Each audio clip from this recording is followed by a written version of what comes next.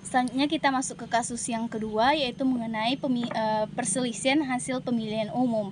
Nah, di sini kasus yang saya angkat mengenai putusan Mahkamah Konstitusi nomor 10/33 garing PHPU strip DPD garing 17 garing 2019.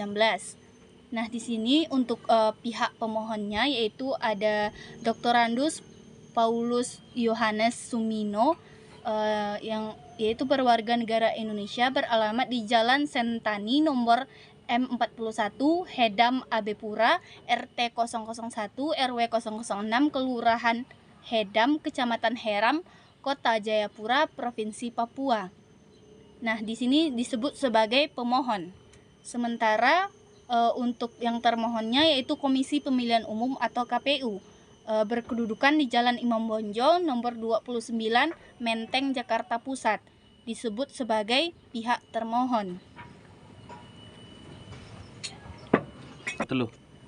Kemudian untuk legal standingnya sendiri atau kedudukan hukumnya, yang pertama bahwa berdasarkan pasal 74 ayat 1 huruf A Undang-Undang Mahkamah Konstitusi, pemohon adalah calon perseorangan anggota Dewan Perwakilan Daerah peserta pemilihan umum, dan berdasarkan pasal 74 ayat 2 huruf A Undang-Undang Mahkamah Konstitusi, permohonan hanya dapat diajukan terhadap penetapan hasil pemilihan umum yang dilakukan secara nasional oleh termohon yang mempengaruhi terpilihnya calon anggota Dewan Perwakilan Daerah.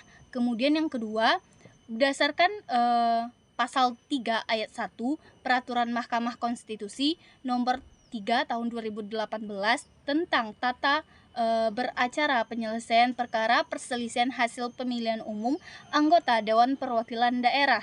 Selanjutnya disebut PMK nomor 3 tahun 2018.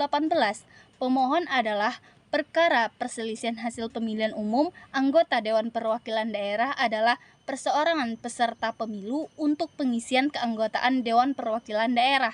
Kemudian yang ketiga, bahwa berdasarkan keputusan Komisi Pemilihan Umum nomor 1130 garing PL 01 4 strip KPT garing 06 garing KPU garing 9 garing 2018 tentang penetapan daftar calon tetap perseorangan peserta pemilihan umum anggota Dewan Perwakilan Daerah tahun 2019 bertanggal 20 September 2018.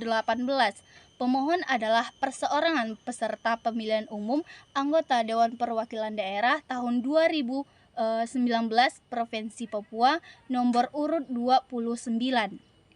Kemudian yang keempat, bahwa berdasarkan uraian tersebut di atas, pemohon mempunyai kedudukan hukum untuk mengajukan permohonan pembatalan keputusan Komisi Pemilihan Umum nomor 987 garing PLT titik 01.8 strip KPT garing KPU garing 5 garing 2019 tentang penetapan hasil pemilihan umum presiden dan wakil presiden, anggota Dewan Perwakilan Daerah, Dewan Perwakilan Rakyat dalam daerah provinsi, Dewan Perwakilan Rakyat daerah kabupaten atau kota secara nasional dalam pemilihan umum tahun 2019 beserta lampiran 3 titik 33 tertanggal 21 Mei tahun 2019. Apa tuh ini? Kemudian kita masuk ke pertimbangan dari Mahkamah Konstitusi. Nah, pertimbangan dari Mahkamah Konstitusi mengenai perkara ini yaitu menimbang bahwa terhadap permohonan pemohon tersebut harus diperbaiki dengan jawaban termohon bertanggal 10 Juli tahun 2019 yang diterima di Kepanitraan Mahkamah pada tanggal 11 Juli tahun 2019. Artinya di permohonan dari pemohon yang dimasukkan ke paniteraan itu harus diperbaiki. Kemudian lanjut ke diktum dari perkara ini. Diktumnya itu yang pertama, permohonan diajukan masih dalam tenggang waktu yang ditentukan oleh peraturan perundang-undangan. Yang kedua, eksepsi termohon tidak beralasan menurut hukum. Dan yang terakhir, permohonan pemohon tidak beralasan menurut hukum. Jadi dapat disimpulkan kenapa perkara ini ditolak. Nah, yang pertama itu permohonan dari perkara yang diajukan oleh pemohon itu tidak beralasan menurut hukum. Karena kenapa? Karena pada perkara ini posisi dari si pemohon itu pada bagian kelima, suara terbanyak. Andai kata suara dari pihak pemohon ini menunjukkan bahwa dia berada di posisi kedua, suara terbanyak, mungkin bisa masuk akal untuk mengajukan permohonan ke pengadilan.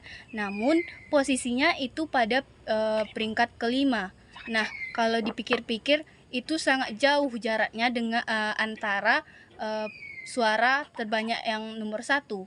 Jadi oleh karena itu Mahkamah Konstitusi menilai bahwasannya permohonan dari pemohon ini tidak masuk akal atau tidak ada landasan hukumnya.